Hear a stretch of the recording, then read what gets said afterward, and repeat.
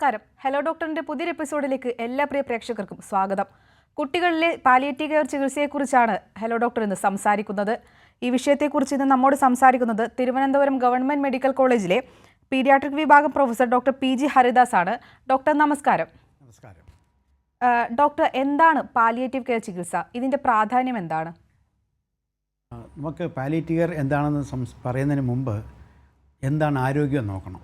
നമുക്കറിയാം, ലോകാരോഗ്യ സംഘടന പറഞ്ഞേക്കുന്നത് ആരോഗ്യം എന്നാൽ വെറും അസുഖമില്ലാത്തൊരവസ്ഥയല്ല, മറിച്ച് തികച്ചും ശാരീരികവും മാനസികവും സാമൂഹികവും സ്പിരിച്വലുമായ ഒരു സന്തുലിതാവസ്ഥയാണ്. അപ്പോൾ നമുക്കറിയാം, നമ്മുടെ സമൂഹത്തിൽ ധാരാളം കുട്ടികൾ ഉൾപ്പെടെ ധാരാളം വ്യക്തികൾക്ക് മാറാരോഗങ്ങളുണ്ട്. അപ്പം ഈ മാറാരോഗങ്ങൾക്ക് നമുക്ക് എന്താണ് ചികിത്സ? ഒന്ന്, രോഗങ്ങൾ ചികിത്സിച്ച് പൂർണ്ണമായിട്ട് മാറ്റാൻ സാധിക്കില്ല. ചില രോഗങ്ങൾ രോഗലക്ഷണങ്ങൾ മാത്രം ചികിത്സിച്ച് അവർക്ക് സാന്ത്വനം കൊടുക്കാൻ മാത്രമേ സാധിക്കത്തുള്ളൂ. അങ്ങനെ ഉള്ള ഗുരുതരമായ രോഗങ്ങൾ ചികിത്സിച്ച് മാറ്റാൻ സാധിക്കാത്തതും, മറിച്ച് രോഗലക്ഷണങ്ങൾ ചികിത്സിച്ച് സാന്ത്വനം മാത്രം നൽകുന്നതുമായ ചികിത്സയാണ് സാന്ത്വന ചികിത്സ അഥവാ പാലിയേറ്റീവ് കെയർ. ഡോക്ടർ, കുട്ടികളിലെ പാലിയേറ്റീവ് കെയർ ചികിത്സയെക്കുറിച്ച് കൂടുതൽ അറിയേണ്ടതുണ്ട്, ഒന്ന് വ്യക്തമാക്കാമോ? പൊതുവേ നമ്മുടെ ഒരു സങ്കല്പം എന്ന് പറയുന്നത് കുട്ടികൾക്ക് അസുഖം വരത്തില്ല എന്നുള്ളതാണ്. അസുഖം വരത്തില്ല വെച്ചാൽ കാര്യമായ ഗുരുതരമായ അസുഖങ്ങൾ. പിന്നെ പൊതുവേ ജനസമൂഹത്തിന് അറിയുന്നത് ക്യാൻസറാണ്. പക്ഷേ നമ്മൾ മനസ്സിലാക്കേണ്ടത്, ധാരാളം കുട്ടികൾക്ക് ക്യാൻസർ അല്ലാത്ത തന്നെ മാരകമായ രോഗങ്ങൾ വരാറുണ്ട്.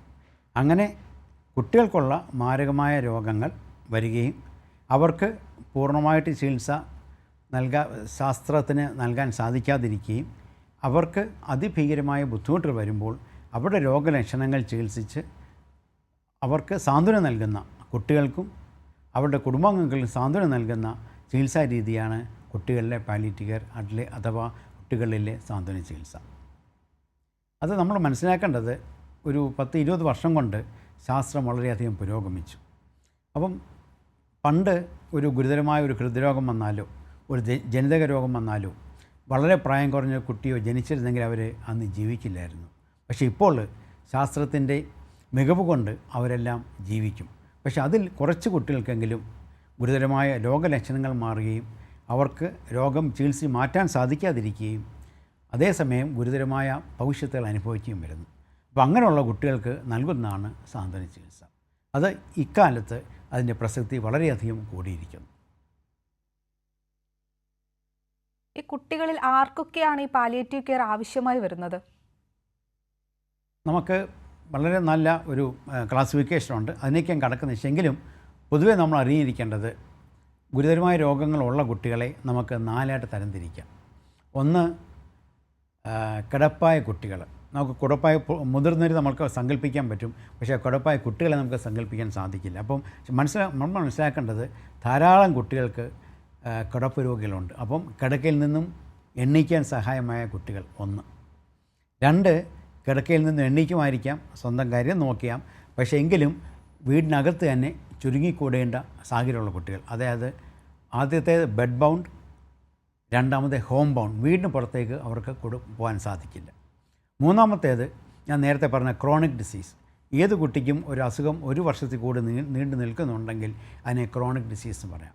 അപ്പം അങ്ങനെയുള്ള ഗുരുതരമായ രോഗങ്ങളുള്ള കുട്ടികളും അവർക്ക് വീടിന് പുറത്ത് പോകാം, പക്ഷേ എങ്കിലും അവരുടെ ജീവിത രീതി വളരെയധികം ക്ലേശമുള്ളതാണ്. അപ്പം അവർക്ക് ധാരാളം രോഗലക്ഷണങ്ങളുണ്ട്. അപ്പം ക്രോണിക് ഡിസീസ് വിത്ത് മേജർ സിംറ്റംസ്, അതായത് മാരകമായ രോഗമുള്ള കുട്ടികളും രോഗലക്ഷണങ്ങൾ ധാരാളം ഉള്ള കുട്ടികളും. ഇങ്ങനെ പിന്നെ 4ാമത്തേത് ക്രോണിക് ഡിസീസ് മാത്രമുള്ള കുട്ടികൾ. അപ്പോൾ ഇങ്ങനെ ഒരു 4ആയിട്ടാണ് നമുക്ക് ഈ പാലിയേറ്റീവ് കെയർ വേണ്ട രോഗികളെ പൊതുവേ നമ്മൾ ക്ലാസിഫൈ ചെയ്യുന്നത്. ഒന്ന്, ബെഡ് ബൗണ്ട്, അതായത് കട്ടിലിൽ മാത്രം കിടക്കുന്ന കുട്ടികൾ. 2, കട്ടിലിൽ നിന്ന് എണ്ണിക്കും, സ്വന്തം കാര്യം ചിലപ്പോൾ നോക്കിയേക്കാം, പക്ഷേ എങ്കിലും വീട്ടിൽ നിന്നും പുറത്തു പോകാൻ സാധിക്കാത്ത കുട്ടികൾ. 3, ക്രോണിക് ഡിസീസ്, ഗുരുതരമായ രോഗങ്ങളുണ്ട്, അതേസമയം രോഗലക്ഷണങ്ങളും കൂടുതലുണ്ട്. 4ാമത്തേതാണ് ക്രോണിക് ഡിസീസ് അഥവാ മാരകമായ രോഗങ്ങൾ മാത്രമുള്ള കുട്ടികൾ. അപ്പോൾ ഈ 4ആണ് പൊതുവെ പൊതുജനത്തിന് അറിഞ്ഞിരിക്കേണ്ട ഒരു ക്ലാസിഫിക്കേഷൻ എന്ന് പൊതുവെ പറയാം കുട്ടികളെ പാലിയേറ്റീവ് കെയറിനെ സംബന്ധിച്ചിട്ട്. കുട്ടികളിലെ പാലിയേറ്റീവ് കെയർ ചികിത്സാ രീതികൾ എന്തൊക്കെയാണ്? അതിനായി എന്തെല്ലാം സംവിധാനങ്ങൾ നിലവിലുണ്ട്? നമ്മൾ മനസ്സിലാക്കേണ്ടത് ഞാൻ നേരത്തെ സൂചിപ്പിച്ചു, ധാരാളം ഇന്ത്യയുടെ കണക്കെടുത്താൽ നമുക്ക് ഏറ്റവും പോപ്പുലേഷൻ കൂടിയ രാജ്യമാണ്. ഏകദേശം 150ഓളം കോടി ജനങ്ങളുണ്ട് നമുക്ക്.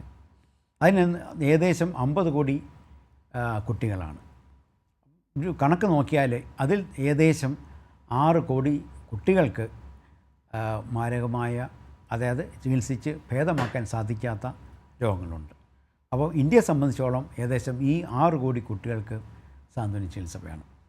കേരളത്തിൻ്റെ കാര്യമെടുത്താൽ തീർച്ചയായും അതിൽ കൂടുതലായിരിക്കും. പക്ഷേ നമുക്കൊരു ഓരോ ഒരു ഡിസീസ് സ്പെസിഫിക് രജിസ്ട്രി എന്ന് പറയും. അതായത് ഇന്ന അസുഖമുള്ള കുട്ടികൾ എത്രയുണ്ട് കേരളത്തിൽ എന്നുള്ളൊരു കണക്ക് നമുക്ക് ലഭ്യമല്ല. എങ്കിൽ പോലും വളരെയധികം ധാരാളം ലക്ഷക്കണക്കിന് കുട്ടികൾക്ക് തീർച്ചയായും പാലിയേറ്റീവ് കെയർ ആവശ്യമാണ്. നമുക്ക് കേരളത്തിന് പണ്ട് വരെ പാലിയേറ്റീവ് കെയർ പോളിസി ഉണ്ട്. 2019 പാലിയേറ്റീവ് കെയർ പോളിസി അത് റിവൈസ് ചെയ്തു. കഴിഞ്ഞ വർഷം 2022 ഒരു action plan for palliative care വന്നു. അതിനകത്തെ ഒരു മുഖ്യ ഏരിയ എന്ന് പറയുന്നത് കുട്ടികളെ പാലിയേറ്റീവ് കെയർ തന്നെയാണ്. അപ്പോൾ അതിപ്പോൾ നമുക്ക് നിസ്സംശയം പറയാം, കേരള സർക്കാർ മുൻകൈയെടുത്ത് കുട്ടികളിലെ പാലിയേറ്റീവ് കെയർ നടത്തി വരാൻ ശ്രമിക്കുന്നുണ്ട്. നമുക്ക് ഹെൽത്ത് സർവീസിൽ വളരെ നല്ലൊരു ഇൻഫ്രാസ്ട്രക്ചറുണ്ട്. ഓരോ 1000 പേർക്കും ഒരു ആശാ വർക്കറുണ്ട്. ഓരോ പഞ്ചായത്തിലും ഒരു പാലിയേറ്റീവ് കെയർ നേഴ്സുണ്ട്. പിന്നെ ഹോം കെയർ ടീമുണ്ട്. ഓരോ പഞ്ചായത്തിനും ഹോം കെയർ ടീമുണ്ട്. അപ്പോൾ അതുകൊണ്ട് നമുക്ക് മിക്ക മെഡിക്കൽ കോളേജിലും പാലിയേറ്റീവ് കെയർ യൂണിറ്റുമുണ്ട്, അഥവാ ക്ലിനിക്കലുണ്ട്. അപ്പം ഒരു ഗുരുതരമായ രോഗം കണ്ടുപിടിച്ച് കഴിഞ്ഞാൽ ആ കുട്ടിയെ നമ്മളെ രോഗലക്ഷണം ചികിത്സിച്ച് ഇന്ന രീതിയിൽ ചികിത്സിക്കണം എന്ന് പറഞ്ഞു കഴിഞ്ഞാൽ തിരിച്ച് നമുക്ക് അവരുടെ സമീപത്തുള്ള ആശുപത്രിയിലേക്ക് വിടാൻ പറ്റും. അവിടുന്ന് ഈ കുട്ടികൾക്ക് ആവശ്യമുള്ള മരുന്നുകളെല്ലാം കൊടുക്കുന്നുണ്ട്. പിന്നെ ഹോം കെയർ ടീം അവരെ പോയി വിസിറ്റ് ചെയ്യുന്നുണ്ട്. പാലിയേറ്റീവ് കെയർ നേഴ്സ് അവരെ പോയി വിസിറ്റ് ചെയ്യുന്നുണ്ട്. അപ്പോൾ അങ്ങനെ നമുക്ക് അപ്പം കേരളത്തെ സംബന്ധിച്ചോളം നമുക്ക് വളരെ നല്ല ഒരു ഇൻഫ്രാസ്ട്രക്ചറാണ് കുട്ടികളുടെ പാലിയേറ്റീവ് കെയറിൽ ഇപ്പോൾ ലഭ്യമായിട്ടുള്ളത്. ശരി ഡോക്ടർ, വ്യക്തമാണ്. നമ്മുടെ കൂടെ ഒരു പ്രേക്ഷക ചേരുന്നുണ്ട്. ആലപ്പുഴയിൽ നിന്ന് പ്രിയയാണ്. പ്രിയ, ഡോക്ടറോട് ചോദിച്ചോളൂ. പ്രിയ ചോദിച്ചോളൂ, പറഞ്ഞോളൂ. Hello sir. പ്രിയ പറഞ്ഞോളൂ, കേൾക്കാം.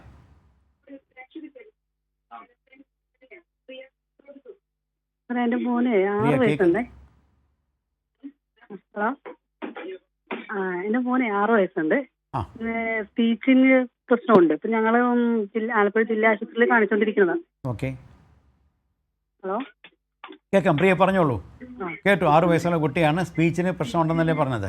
അതെ, ഞങ്ങൾ 1 വർഷമായിട്ട് സ്പീച്ച് നടത്തുന്നുണ്ട്. പക്ഷെ മാറ്റമൊന്നും കാണുന്നില്ല. ഓക്കെ, അപ്പോൾ അത് നമ്മൾ നോക്കേണ്ടത്, ഈ സാധാരണ സ്പീച്ച് കുറയുന്ന കുട്ടികൾക്ക് ഒരു പക്ഷേ അവളുടെ കേൾവി കുറവുണ്ടായിരിക്കാം. 2 അവരുടെ സ്പീച്ചിന് പ്രശ്നമായിരിക്കാം. അപ്പോൾ നമുക്ക് പ്രധാനം അറിയേണ്ടത്, പ്രിയ കുഞ്ഞിൻ്റെ സ്പീച്ച് കേൾവി നോക്കിയിട്ടുണ്ടോ? കാര്യം നമ്മൾ ഒരു കാര്യം, ഒരു ആലപ്പുഴ എന്ന് പറയുമ്പോൾ ആലപ്പുഴ എന്ന് കേട്ടെങ്കിൽ മാത്രമേ കുട്ടി തിരിച്ച് ആലപ്പുഴ എന്ന് പറയത്തുള്ളൂ. അപ്പം നമ്മൾ പറയുന്നത് അതുപോലെ കുട്ടി കേൾക്കണം. 2 പറയുന്നത് കുട്ടി അതേ രീതിയിൽ നമ്മുടെ തലച്ചോറിൽ സ്വീകരിക്കണം. അപ്പം പല കുട്ടികൾക്കും ഒരു പക്ഷേ ചിലപ്പം കേൾവിക്കുറവുണ്ടായിരിക്കാം. അല്ലെങ്കിൽ അപ്പം പറയുന്നത് അത് മനസ്സിലാക്കാൻ കുട്ടി ചിലപ്പോൾ ഇച്ചിരി ബുദ്ധിമുട്ട് വന്നേക്കാം. ഇത് രണ്ടും ഉണ്ടോ എന്നുള്ളത് നോക്കിയിട്ട് വേണം നമുക്ക് സ്പീച്ച് തെറാപ്പി തുടങ്ങാൻ വേണ്ടി. അപ്പോൾ കേൾവി നോക്കിയിട്ടുണ്ടോ എന്ന് പ്രിയ നോക്കുക. കേൾവി നോക്കി 100% ഉറപ്പാക്കിയിട്ടുണ്ടോ? ഇല്ലെന്നുണ്ടെങ്കിൽ അത് കേൾവി ഒന്നുകൂടെ പരിശോധിക്കുന്നത് നല്ലതായിരിക്കും. അതല്ല, കേൾവി നോക്കി കുഴപ്പമില്ല, സ്പീച്ച് തെറാപ്പി കൊടുത്തിട്ടും ശരിയാകുന്നില്ല എന്നുണ്ടെങ്കിൽ അടുത്തുള്ള കുട്ടികൾ ഡോക്ടറെ ഒന്ന് കാണിച്ചിട്ട് എന്തുകൊണ്ടാണ് ഈ കുട്ടി സ്പീച്ച് തെറാപ്പി കൊടുത്തിട്ട് ശരിയാകാത്തതെന്നുള്ളത് നമുക്ക് നോക്കേണ്ടിയിരിക്കുന്നു. വേറെ പല കാര്യങ്ങൾ കൊണ്ടും ഇങ്ങനെ ഒരു സ്പീച്ച് തെറാപ്പി കൊടുത്താൽ ഒരു പക്ഷേ കുട്ടിക്ക് നമ്മൾ പ്രതീക്ഷിച്ച രീതിയിലുള്ള വ്യത്യാസം വരാതിരിക്കാം. ഓക്കെ, പ്രിയയ്ക്ക് മനസ്സിലായെന്ന് വിശ്വസിക്കുന്നു. ഓക്കെ, ശരി ഡോക്ടർ, പ്രേക്ഷകർക്ക് വ്യക്തമായെന്ന് പ്രതീക്ഷിക്കുന്നു. ഡോക്ടർ, കുട്ടികളിൽ ഇത്തരം സാന്ത്വന പരിചരണങ്ങൾ എത്രത്തോളം സഹായകരമാണ്? അവർക്കിത് എത്രത്തോളം ആശ്വാസമേകുന്നുണ്ട്? ഞാൻ നേരത്തെ പറഞ്ഞതുപോലെ ഈ ഓരോ വർഷം കഴിയും തോറും ആധുനിക ചികിത്സ പുരോഗമിക്കും തോറും കുട്ടികൾ ജീവിക്കാനുള്ള സാധ്യത കൂടും. ഇപ്പോൾ കേരളത്തിൻ്റെ ഒരു മരണനിരക്ക് എടുത്താൽ ഏകദേശം 6ആണ്. 1000 കുട്ടികൾ ജനിക്കുമ്പോൾ 6 കുട്ടികൾ മാത്രമേ മരിക്കുന്നുള്ളൂ. ഇത് വെസ്റ്റേൺ കൺട്രീസിൽ പോലും ഉള്ള ഒരു കണക്കാണ്. അപ്പോൾ നമ്മുടെ ആരോഗ്യ നിലവാരം പാശ്ചാത്യ രാജ്യങ്ങളിലെ തുല്യമായിട്ട് തന്നെ നിൽക്കുകയാണ്. എങ്കിലും അപ്പം നമ്മൾ ഒരു കാര്യം മനസ്സിലാക്കേണ്ടത്, ഇങ്ങനെ നമ്മൾ മോർട്ടാലിറ്റി അതായത് മരണം കുറയ്ക്കുമ്പോൾ കുറച്ച് കുട്ടികൾക്കെങ്കിലും ഗുരുതരമായ രോഗമുള്ള കുട്ടികൾ, ജനിതക വൈകല്യമുള്ള കുട്ടികൾ, അത് മറ്റുള്ള വൈകല്യമുള്ള കുട്ടികൾ, ശാരീരിക വൈകല്യമുള്ള കുട്ടികൾ എല്ലാം ജീവിക്കുകയാണ്. അപ്പോൾ അവർക്ക് ഓരോ ദിവസം കഴിയുന്തോറും, ഓരോ മാസം കഴിയുന്തോറും, ഓരോ വർഷം കഴിയുന്തോറും അവരുടെ ശാരീരിക ബുദ്ധിമുട്ടുകൾ കൂടിക്കൂടി വരികയാണ്.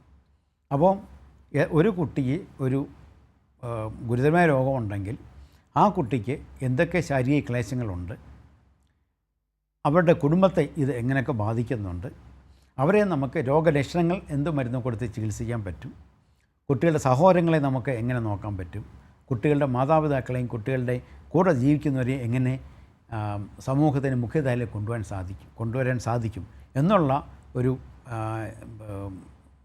ചിന്താരീതിയും കർമ്മ പദ്ധതിയും ആണ് പാലിയേറ്റീവ് കെയർ. ഞാൻ നേരത്തെ സൂചിപ്പിച്ചതുപോലെ കേരളത്തിൽ വളരെ നല്ല ഒരു പാലിയേറ്റീവ് കെയർ ചികിത്സാ രീതിയാണ് നടക്കുന്നത്. നമുക്ക് എല്ലാ മെഡിക്കൽ കോളേജിലും പാലിയേറ്റീവ് കെയർ ക്ലിനിക്കുകളുണ്ട്. ഈവൻ പ്രൈവറ്റ് മെഡിക്കൽ കോളേജുകളിലും വലിയ വലിയ പ്രൈവറ്റ് ആശുപത്രികളിലും പോലും പാലിയേറ്റീവ് കെയർ യൂണിറ്റുകളുണ്ട്. എല്ലാ ആശുപത്രികളിലും പാലിയേറ്റീവ് കെയർ നേഴ്സുണ്ട്, പാലിയേറ്റീവ് കെയർ ടീമുണ്ട്, അവർക്കൊരു പാലിയേറ്റീവ് കെയർ ഹോം കെയർ ടീമുണ്ട്. അപ്പം ഈ കുട്ടികളെ നമ്മുടെ കേരളത്തിൽ വളരെ നല്ല ഒരു ചികിത്സാ രീതിയാണ് പാലിയേറ്റീവ് കെയറിൻ്റെ രീതിയിൽ നമുക്ക് നൽകി വരുന്നത്. ശരി ഡോക്ടർ, വ്യക്തമാണ്. ഒരു പ്രേക്ഷക കൂടി ചേരുന്നുണ്ട്. എറണാകുളത്ത് നിന്ന് ഫിലോമിനയാണ്. ഫിലോമിന ഡോക്ടറോട് ചോദിച്ചോളൂ. ഹലോ. പറഞ്ഞോളൂ ഫിലോമിന, പറഞ്ഞോളൂ, കേൾക്കാം. ഹലോ ഡോക്ടർ, എന്റെ മോന്റെ കൊച്ചാണേ. അത് മോന്റെ കൊച്ച് 5 വയസ്സ് കഴിഞ്ഞ്. ഓക്കെ. 5 വയസ്സ് കഴിഞ്ഞ്, പക്ഷെ ആള് വർത്താനം പറയില്ല. ഓക്കെ. മറ്റുള്ള കുഴപ്പമൊന്നുമില്ല അല്ലേ? സംസാരം മറ്റുള്ള നടക്കാൻ ആദ്യം ഒരു 3 വയസ്സ് കഴിഞ്ഞ നടക്കാൻ തുടങ്ങിയത്. ഓക്കെ. മാസം കഴിഞ്ഞ് പ്രസവിച്ചതാണോ? മാസം തികഞ്ഞില്ല, 1 മാസം മുമ്പേ പ്രസവിച്ചായിരുന്നു. ഓക്കെ. ഗർഭസമയത്ത് വേറെ ബുദ്ധിമുട്ടൊന്നും ഇല്ലായിരുന്നല്ലോ? ഗർഭസമയത്ത് അവർക്ക് വിഷമവും ബുദ്ധിമുട്ടുകളൊക്കെ ഉണ്ടായിരുന്നു. പാലായിലായിരുന്നു, പാലാ ഗവൺമെന്റ് ഹോസ്പിറ്റലായിരുന്നു. ഓക്കെ. അല്ലെങ്കിൽ അത് കഴിഞ്ഞ് പ്രസവിച്ച് വലിയ ബുദ്ധിമുട്ടൊന്നും ഇല്ലാതെ കുറച്ച് അവിടെ തന്നെ പാലൊക്കെ കൊടുത്തു വീട്ടിൽ പോയി? മുല കുടിച്ചിട്ടില്ല. അതെന്തായിരുന്നു കാര്യം? മുലപ്പാല് ഇല്ലായിരുന്നു കൊച്ചിന്. പിന്നെ മാക്സിമം അവര് പരിശ്രമിച്ചൊക്കെ നോക്കി ഞങ്ങള് കൊച്ചിന്. അപ്പൊ ഈ സംസാരിക്കാത്ത ഒഴിച്ചാൽ മറ്റുള്ള കുഴപ്പങ്ങളൊന്നും ഇല്ലല്ലോ? സമയത്ത് കമന്ന് വീണു, പിന്നെ ആഹ്യങ്ങള് കാണിക്കും കൈകൊണ്ട്. അതന്നെ, അവനോട് പറയുന്നതെല്ലാം മനസ്സിലാവുന്നുണ്ട്. പറയുന്നത് പുള്ളിക്ക് മനസ്സിലാവും, നമ്മളോട് ഇങ്ങോട്ട് പറയാൻ കൊച്ചു. ഓക്കെ. അപ്പൊ ഞാൻ നേരത്തെ പറഞ്ഞ പോലെ ഞങ്ങളത് കണ്ടേ. ഓക്കെ. അപ്പോൾ ഞാൻ നേരത്തെ സൂചിപ്പിച്ചതുപോലെ, നേരത്തെ ആലപ്പുഴയിൽ നിന്ന് വിളിച്ച പ്രിയോട് പറഞ്ഞ പോലെ, ഫിലോമിന കുഞ്ഞിൻ്റെ കേൾവി നോക്കിയിട്ടുണ്ടോ? കേൾവി പരിശോധനയൊന്നും അന്നത്തെ കാലത്ത് ഇല്ലായിരുന്നു. എനിക്ക് 4-5 വർഷം മുമ്പ്. അല്ല, അതാണ് എനിക്ക് തോന്നുന്നു. നമുക്ക് ഞാൻ നേരത്തെ പറഞ്ഞിരുന്നു. അപ്പം നമ്മൾ പല കുട്ടികളും സംസാരിക്കാനില്ലെന്നുണ്ടെങ്കിൽ അതിന് പ്രധാനപ്പെട്ട ഒരു കാര്യം ഒരുപക്ഷെ കേൾവിക്കുറവായിരിക്കും. കാരണം നമ്മളൊരു കാര്യം പറയുമ്പോൾ, ഫിലോമിന എന്ന് പറയുമ്പോൾ, ഫിലോമിന എന്ന് കുട്ടി കേട്ടെങ്കിൽ മാത്രമേ തിരിച്ച് ഫിലോമിന എന്ന് പറയത്തുള്ളൂ. കേൾക്കുന്നുണ്ട് സാറേ. അതെങ്ങനെ അറിയാൻ പറ്റും? കേൾക്കുന്നുണ്ട്. നമ്മൾ കൊച്ചിനെ ഇങ്ങനെ സിദ്ധാർത്ഥ നമ്മൾ വിളിക്കും കൊച്ചു. അല്ല, അത് പോരാ. നമ്മൾ കേൾക്കുന്നുണ്ടെന്ന് വിചാരിച്ചാലും അവൻ ചിലപ്പോൾ നമ്മുടെ ചുണ്ടായിരിക്കും വായിക്കുന്നത്, അറിയാൻ പറ്റാതെ. അപ്പോൾ അതുകൊണ്ട് കേൾവി അധികാരമായിട്ട് നോക്കിയിട്ടില്ല എന്നുണ്ടെങ്കിൽ ഫിലോമിന ചെയ്യേണ്ടത് അടുത്തുള്ള ഒരു ആശുപത്രിയിൽ പോയിട്ട് അവൻ്റെ കേൾവി പരിശോധിക്കണം. ഓക്കെ. കേൾവി പരിശോധിച്ചിട്ടതിന് ശേഷമാണ് നമുക്ക് സ്പീച്ച് തെറാപ്പി കൊണ്ട് ഈ കുട്ടി ശരിയാകാൻ പറ്റുമോ ഇല്ലയോ എന്ന് നമുക്ക് പറയേണ്ടത്. അപ്പോൾ ആധികാരികമായിട്ട് ഇപ്പോൾ വെറുതെ നമ്മൾ പറയുമ്പോൾ അവന് തല കുലുക്കുന്നു അല്ലെ ചെയ്യുന്നു എന്ന് വിചാരിച്ചിട്ട് അവൻ കേൾവി നോർമലാണെന്ന് വിചാരിക്കല്ലേ. പറഞ്ഞാലേ പപ്പടന്നൊക്കെ പറഞ്ഞാൽ പപ്പാന്ന് പറയും. പപ്പടവും നിങ്ങൾ വരില്ല. അല്ല, മനസ്സിലായി. ചിലപ്പോൾ അവൻ കേൾക്കുന്ന പപ്പ എന്നായിരിക്കും, അറിയാൻ പറ്റത്തില്ല. അതാണ് പറഞ്ഞത്. ആധികാരികമായിട്ട് അവൻ്റെ കേൾവി പരിശോധിക്കണം. ഓക്കെ. കേൾവി പരിശോധിച്ചതിന് ശേഷം നമുക്ക് തീരുമാനിക്കാം സ്പീച്ച് കേൾവി കുറവുകൊണ്ടാണോ അവൻ സംസാരിക്കാത്തത്, അതോ വേറെ എന്തെങ്കിലും ബുദ്ധിമുട്ടാണോ എന്നുള്ളത്. എല്ലാരും പറയാം കൊച്ചിന് എന്തോ ഒരു ഇച്ചിരി ബുദ്ധിക്ക് എന്തോ ഒരു ചെറിയ. അല്ല, അതാ പറഞ്ഞത്. അപ്പോൾ അതുകൊണ്ട് നമ്മൾ പല കാര്യം കൊണ്ട് വരാം, മനസ്സിലായോ? അപ്പോൾ നമ്മൾ സ്പീച്ച് തെറാപ്പി കൊടുക്കുന്നത് കുട്ടി എന്താണ് വേറെ ഇഷ്യൂസ് ഒന്നും ഇല്ലാത്തവർക്കാണ് നമ്മൾ സ്പീച്ച് തെറാപ്പി കൊടുത്താൽ വളരെയധികം ഇമ്പ്രൂവ്മെൻറ്റ് വരുന്നത്. അപ്പോൾ അവന് ചിലപ്പം ഈ പറയുന്ന അതേ രീതിയിൽ കേൾക്കുന്നില്ല എന്നുണ്ടെങ്കിലോ, പറയുന്ന അതേ രീതിയിൽ അവനക്ക് മനസ്സിലാക്കാൻ സാധിക്കുന്നില്ലെങ്കിലോ ഒക്കെ അവർക്ക് സംസാരിക്കാൻ ബുദ്ധിമുട്ട് വരും.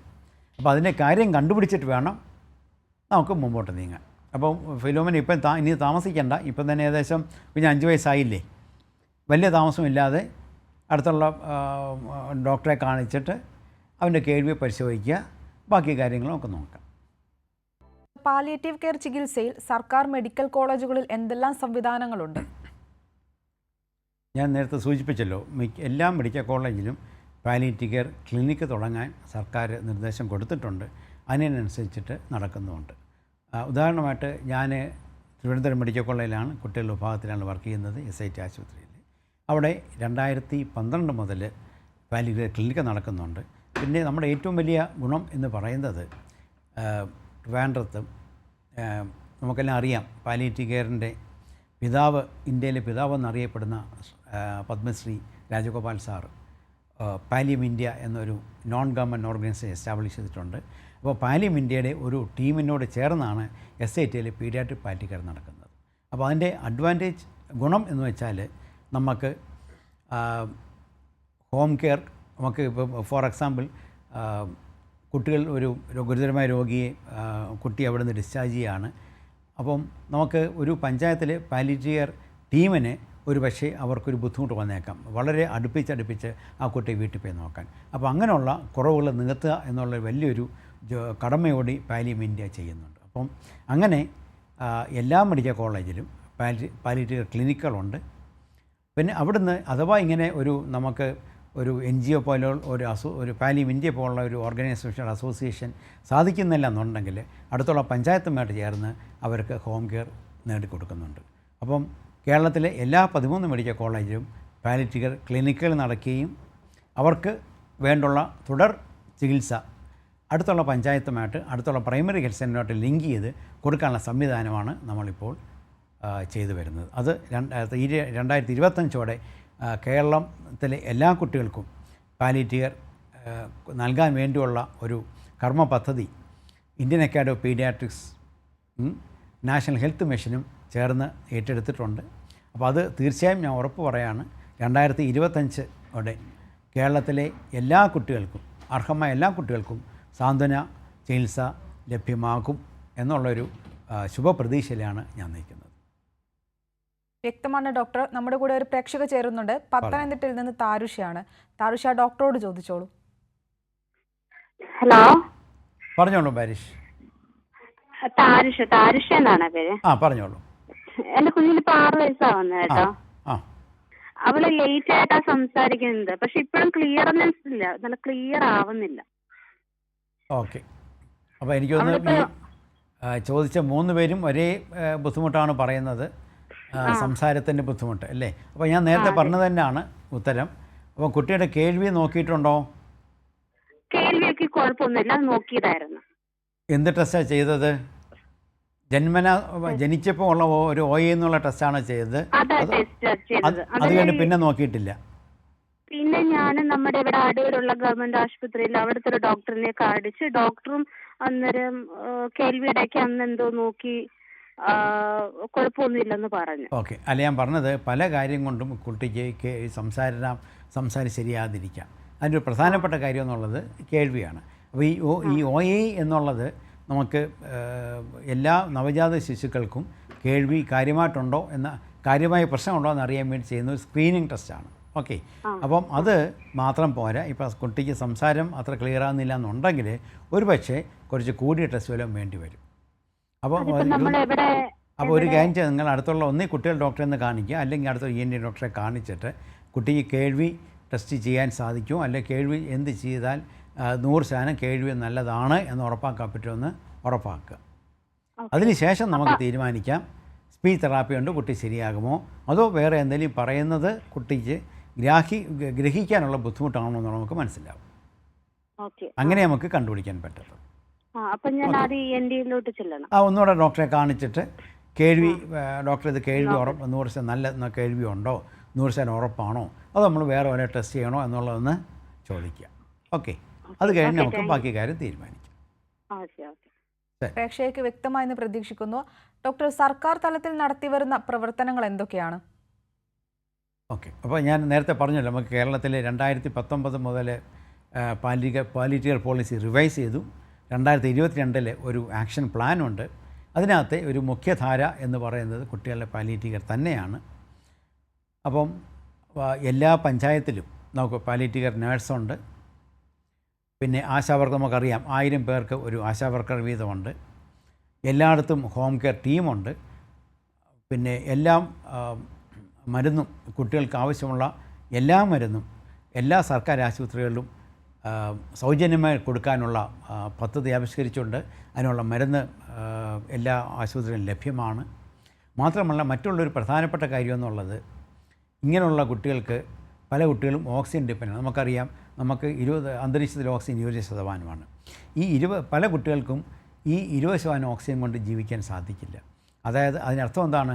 അവർക്ക് നമ്മൾ അഡീഷണലായിട്ട് ഓക്സിജൻ കൊടുക്കേണ്ടി വരുന്നു. അപ്പം അങ്ങനെയുള്ള കുട്ടികൾക്ക് ഒന്നിൽ ഓക്സിജൻ സിലിണ്ടർ വഴി കൊടുക്കും, ഇല്ലെന്നുണ്ടെങ്കിൽ ഓക്സിജൻ കോൺസെൻട്രേറ്റർ വഴി കൊടുക്കും. അപ്പോൾ ഈ ഓക്സിജൻ കോൺസെൻട്രേറ്റർ പ്രവർത്തിക്കണമെന്നുണ്ടെങ്കിൽ കറണ്ട് വേണം, ഇൻവേർട്ടറും വേണം. അപ്പോൾ അങ്ങനെ ജീവൻ രക്ഷാ ഉപാധികൾ, ഓക്സിജൻ അല്ലെങ്കിൽ വേറെ മെഷീൻസ് അല്ലെങ്കിൽ എയർ ബെഡ് അങ്ങനെയൊക്കെയുള്ള മെഷീൻസ് ഉപയോഗിക്കുന്ന കുടുംബങ്ങളിൽ കറണ്ട് ബില്ല് കുറച്ച് കൊടുക്കാൻ അഥവാ കുറയ്ക്കാൻ വേണ്ടിയുള്ള ഒരു നിയമം കൊണ്ട് നമുക്ക് പാസ്സാക്കിയിട്ടുണ്ട്.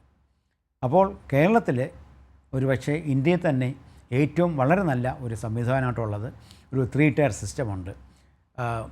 വലിയ പ്രൈവറ്റ് മേജർ ആശുപത്രിയിൽ നിന്നും മെഡിക്കൽ കോളേജിൽ നിന്നും ഡിസ്ചാർജ് ചെയ്യുന്ന കുട്ടികളെ പ്രൈവറ്റ് ഗവൺമെൻറ് അടുത്തുള്ള ഹോസ്പിറ്റലിലേക്ക് കൊണ്ടുവരിക, അവിടെ രജിസ്റ്റർ ചെയ്യുക, അവരെ ആശാവർക്കറെ അറിയിക്കുക, പാലിയേറ്റീവ് കെയർ നേഴ്സിനെ അറിയിക്കുക, അവർക്കുള്ള മരുന്നുകൾ എന്താണെന്നുള്ളത് പറയുക.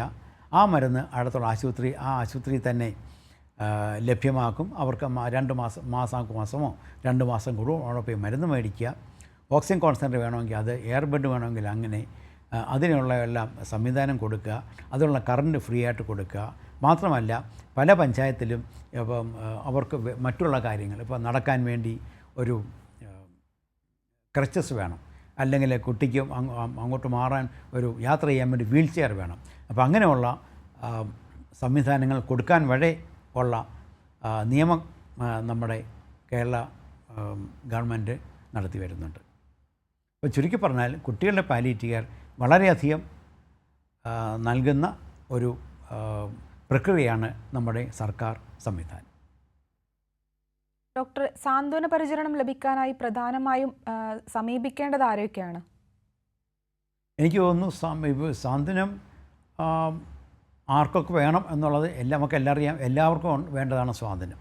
അപ്പം ആർക്കൊക്കെയാണ് സാന്ത്വന ചികിത്സ വേണ്ടത് എന്ന് തീരുമാനിക്കേണ്ടത് ഒരു പക്ഷേ കുട്ടിയെ നോക്കുന്ന ഡോക്ടറും കുട്ടിയെ കാണുന്ന മറ്റുള്ള ആരോഗ്യ പ്രവർത്തകരും കുട്ടിയുടെ രക്ഷകർത്താക്കളും ചേർന്നിട്ടാണ്.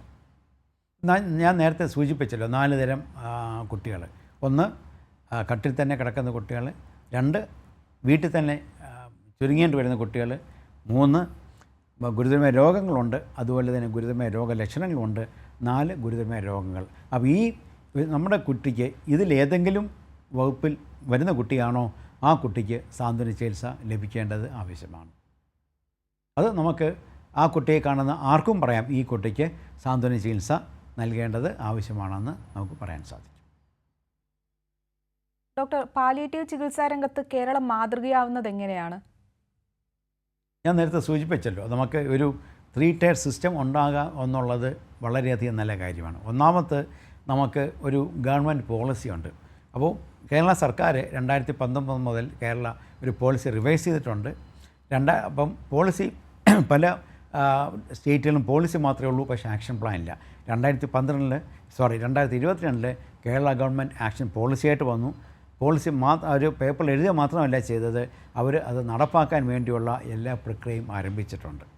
അപ്പോൾ അതിൻ്റെ ഭാഗമായിട്ടാണ് ഞാൻ നേരത്തെ സൂചിപ്പിച്ചതുപോലെ ഇന്ത്യൻ അക്കാഡമി ഓഫ് പീഡിയാട്രിക്സ്, അതായത് പീഡിയാട്രിഷ്യൻസ്മാരുടെ സംഘടനയായ ഇന്ത്യൻ അക്കാഡമി ഓഫ് പീഡിയാട്രിക്സും നാഷണൽ ഹെൽത്ത് മിഷനും കേരള ഗവൺമെൻറ്റും നോൺ ഗവൺമെൻറ് ഓർഗനൈസേഷനും എല്ലാവരും ചേർത്തിട്ട് കേരളത്തിലെ എല്ലാ കുട്ടികൾക്കും പാലിയേറ്റീവ് കെയർ നൽകേണ്ട ഒരു പ്രക്രിയ രൂപീകരിച്ചതും ഒരു ആക്ഷൻ പ്ലാൻ നടത്തി വരുന്നത്. അതിൻ്റെ ഭാഗമായിട്ടാണ് നമ്മൾ എല്ലാ പീഡിയാട്രീഷ്യൻസിനും ട്രെയിനിങ് കൊടുക്കാൻ പ്ലാൻ ചെയ്യുന്നുണ്ട്. പാലിയേറ്റീവ് കെയർ ഫീൽഡിൽ പ്രവർത്തിക്കുന്ന ഡോക്ടർമാരുൾപ്പെടെയുള്ള എല്ലാ ആരോഗ്യ പ്രവർത്തകർക്കും ട്രെയിനിങ് കൊടുക്കുന്നുണ്ട്. അത് കഴിഞ്ഞിട്ട് ഏകദേശം 23,000-25,000 ആശാ വർക്കർമാർ നമുക്കുള്ളത്. ഈ എല്ലാ ആശാ വർക്കർമാർക്കും മറ്റുള്ള ഫീൽഡ് സ്റ്റാഫിനും കുട്ടികളുടെ പാലിയേറ്റീവ് കെയർ എന്താണെന്നും അതെങ്ങനെ നൽകണമെന്നുള്ളതും എല്ലാം ഒരു ട്രെയിനിങ് നമ്മൾ ഓൾറെഡി പ്ലാൻ ചെയ്ത് കഴിഞ്ഞു. അത് അടുത്ത മാസം മുതൽ നമ്മൾ ജനുവരി മുതൽ തന്നെ നമ്മൾ തുടങ്ങുന്നതായിരിക്കും. അപ്പോൾ ഇത്രയും നല്ല ഒരു ഇൻഫ്രാസ്ട്രക്ചർ, അതായത് ഒരു 3 ടയർ സിസ്റ്റമുണ്ട്, ധാരാളം നൂറുകണക്കിന് നോൺ ഗവൺമെൻറ് ഓർഗനൈസേഷൻസ് ഉണ്ട്, ആയിരക്കണക്കിന് വോളണ്ടിയേഴ്സ് ഉണ്ട്. കഴിഞ്ഞ ദിവസം ഞാൻ കോട്ടയത്ത് പോയിരുന്നു. അവരുടെ വോളണ്ടിയേഴ്സിൻ്റെ പാലിയേറ്റീവ് കെയർ ഫീൽഡിൽ വർക്ക് ചെയ്യുന്ന വോളണ്ടിയേഴ്സിൻ്റെ സമ്മേളനമായിരുന്നു. ആയിരക്കണക്കിന് ആൾക്കാരാണ് വന്നത്. അപ്പോൾ അങ്ങനെയുള്ളൊരു നല്ലൊരു ഇൻഫ്രാസ്ട്രക്ചർ. സമയക്കുറവ് മൂലം ഞാനൊന്ന് ഇടപെടുകയാണ്. കുട്ടികൾക്കുള്ള പാലിയേറ്റീവ് കെയർ ചികിത്സയെക്കുറിച്ചാണ് ഹലോ ഡോക്ടർ ഇന്ന് സംസാരിച്ചത്. ഈ വിഷയത്തെക്കുറിച്ച് നമ്മോട് സംസാരിച്ചത് Thiruvananthapuram government medical college SAT ഹോസ്പിറ്റലിലെ പീഡിയാട്രിക് വിഭാഗം പ്രൊഫസർ ഡോക്ടർ PG ഹരിപ്രസാദാണ്. ഡോക്ടർ നന്ദി. Thank you. ഹലോ ഡോക്ടറിൻ്റെ ഇന്നത്തെ സമയം ഇവിടെ അവസാനിച്ചിരിക്കുകയാണ്. നമസ്കാരം.